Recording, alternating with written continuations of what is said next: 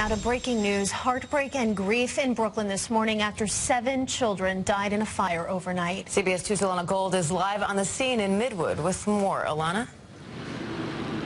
Diane and Andrea were told the 7 kids who died in this fire out here were between 5 and 14 years old. It happened at their home here along Bedford Avenue just after midnight, and right now firefighters are on scene. They do have this fire under control. At this point, they're just trying to figure out what led to this. Here's some video from the scene shortly after the fire broke out. This is on Bedford between Avenues M and L. At this point, it's unclear what room the fire started in or if the home had working smoke detectors. That's still under investigation.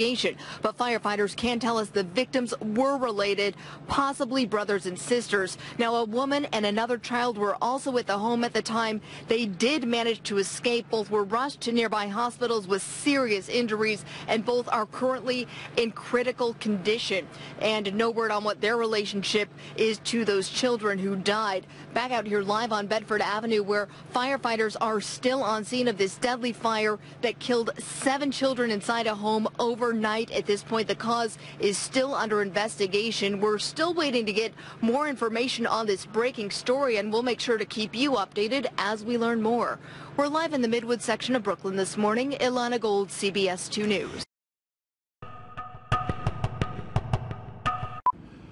It's difficult to find one child in a room during a search. To find a house full of children that can't be revived, I'm sure this will take its toll on our members for quite some time. Any reason why there were no smoke detectors in the house? Well, what I'm saying is there's no evidence of smoke detectors, so there was a lot of damage to the home. There is a smoke detector in the basement that was located, but we did not see evidence on the 1st or 2nd floor. Sir, in case I missed it, the two, the mother and the 15-year-old daughter, are they in critical condition? They're both in critical condition. They came out of the windows on the 2nd floor. They suffered burns, smoke inhalation, and they're in critical condition now. We talked about the conditions last night. You know, we did have the snow last night. You had a very quick response time. We had an extremely quick response time of less than 3.5 minutes, and the snow and ice was not a factor at all operationally for us. Can you explain the layout of the house? How was it that 2 people were able to get out while 7 others were not? Well, they were the oldest, number one. They were able to break the windows, I suppose, and get out, and they were towards the front of the home, and the younger children were towards the back. Any reason why the outlet was left on? I believe it's the Sabbath, and there's people keep food warm that way. They don't have to operate a stove. Last question.